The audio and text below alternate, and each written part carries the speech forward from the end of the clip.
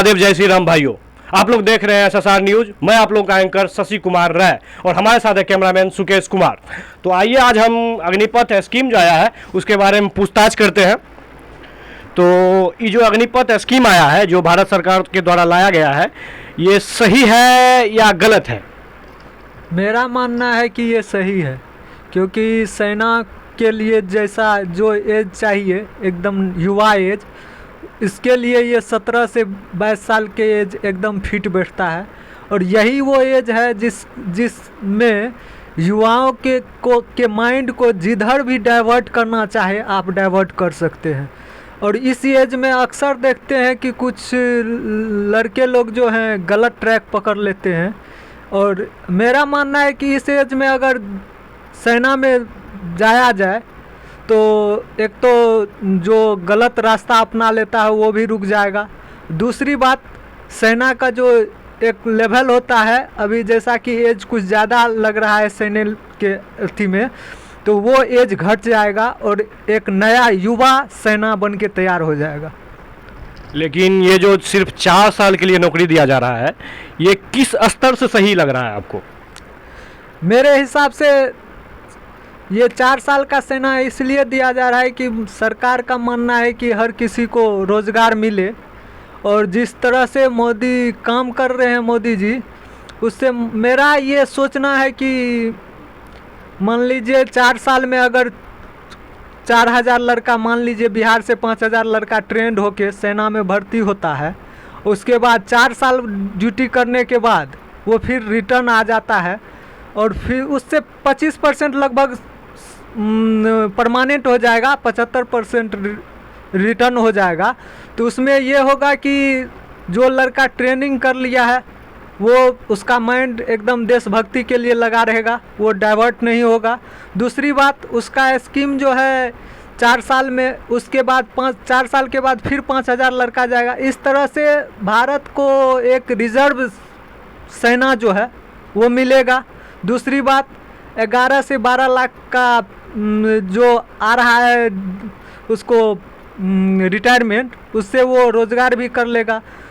तीसरी बात है कि इस तरह का जो भी अक्सर जो भी विकसित देश है, हर जगह लगभग 40 देश ऐसा है जिसमें कि ये स्कीम लागू है।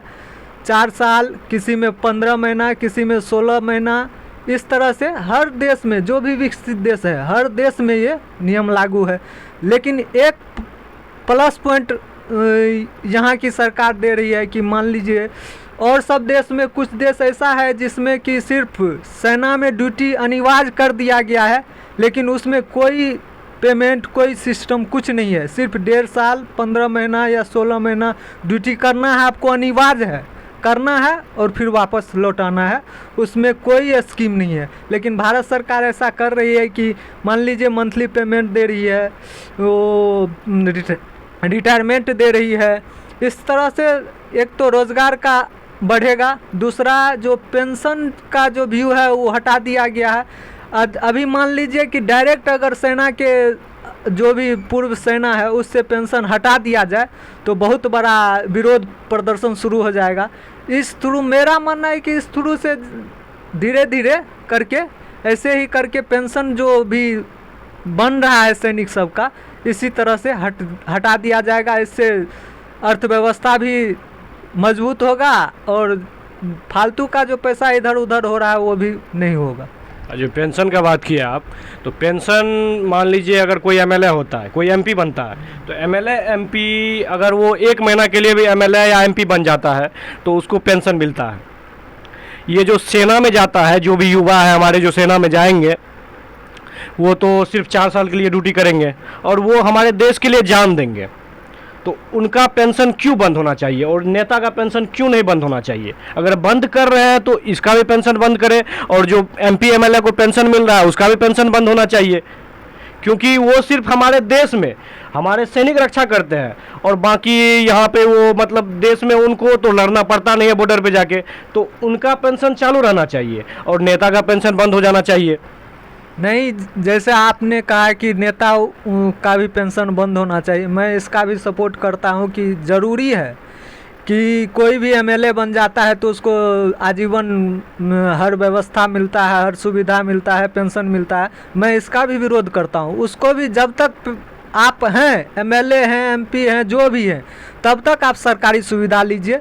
उसके बाद आप सरकारी सुविधा से पूरी तरह हटा दिया जाए उसको, उसका भी मैं समर्थन करता हूँ, जिससे कि आगे वाले देश में जो भी ये हो रहा है अर्थव्यवस्था के, वो भी मान लीजिए दूसरा कोई आएगा फिर 5 साल के लिए, इस तरह से जो भी बनता जा रहा है, फिजूल खर्ची बढ़ता जा रहा है। मेरा मानना है कि सरकार को इस तरफ भी ध्यान देना चाहिए और एमएलए एमपी का भी जो पेंशन उनसन जो सरकारी सुविधा ले रहे हैं सबको बंद कर देना चाहिए। मतलब आपके हिसाब से जो पेंशन मिल रहा है वो ख़त्म किए, अच्छी बात है, लेकिन ये जो एमपी एमएलए को पेंशन दे रहे हैं वो भी बंद होना चाहिए।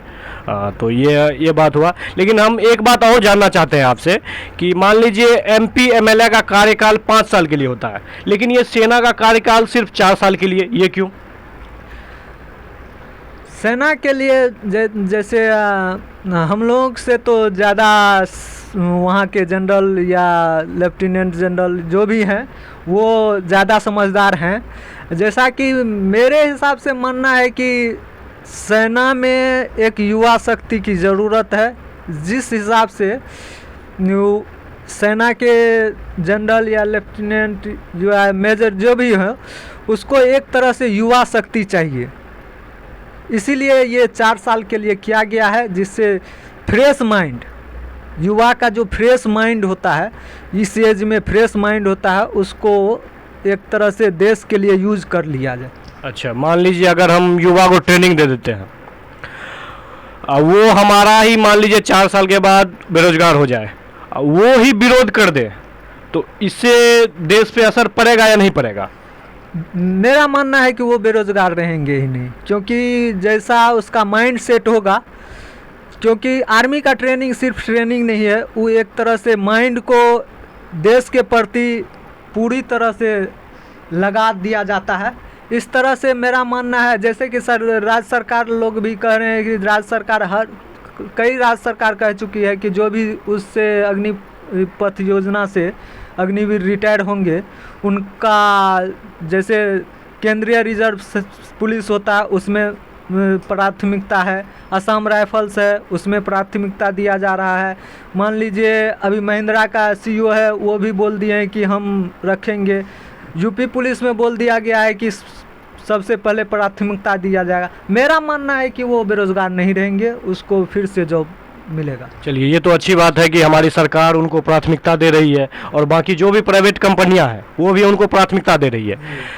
तो ये सही बात है। हम एक सवाल और आपसे पूछना चाहेंगे, ये जैसे प्रोटेस्ट हुआ अग्निपथ के विरोध में, तो इसमें जो प्रोटेस्ट कर रहे थे, ट्रेन जला दिए, आम आदमी का गाड़ी वाहन मोटरसाइकिल जो भी होता है दुकान फोड़ फाड़ कर दिए, तो क्या वो लोग इस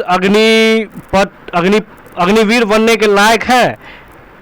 मेरे हिसाब से जो भी स्टूडेंट थे इस एज में, जैसे कि जितना 21 साल तक के एज में, मेरे हिसाब से नहीं लगता है को कोई ऐसा स्टूडेंट इस विरोध में शामिल हुआ होगा। जो भी शामिल हुआ है मेरे हिसाब से वो राजनीति से प्रेरित है। विपक्ष का एक प्रोपेगेंडा है कि हर जो भी सरकार ये ला रही है, जो भी कानून है, जो भी नियम, उसका विरोध करना है। इसी तरह जो भी राजनीति से प्रेरित छात्र सब हैं वही इसका विरोध किए हैं, और एक तरह से चलन चल पड़ा है कि मोदी का विरोध करना है और कुछ नहीं। मतलब आपके कहने का ये मतलब है कि ये जो भी काम किया है ये सब अपवाद तत्व है, राजनीति से प्रेरित तत्व। अच्छा, राजनीतिक प्रेरित तत्व है, मतलब अपोजिशन है। इसमें कोई भी स्टूडेंट नहीं है जो क्या कहते हैं, मतलब इस एज के स्टूडेंट नहीं है जिस एज में विरोध होना चाहिए। अच्छा, आपका धन्यवाद भाई साहब, आपसे बात करके हमें अच्छा लगा। तो आप लोग हमारा न्यूज़ SSR न्यूज़ देखते रहें, ऐसे ही हम बाकी लोगों से भी पूछताछ करेंगे और अग्निपथ के विषय में ये जानकारी लेंगे कि ये सही है या गलत है, सब अपने तरीक़ा से राय देंगे। तो आप लोग हमारा चैनल देखते रहें, लाइक करें, कमेंट करें, शेयर करें और सब्सक्राइब करें। धन्यवाद।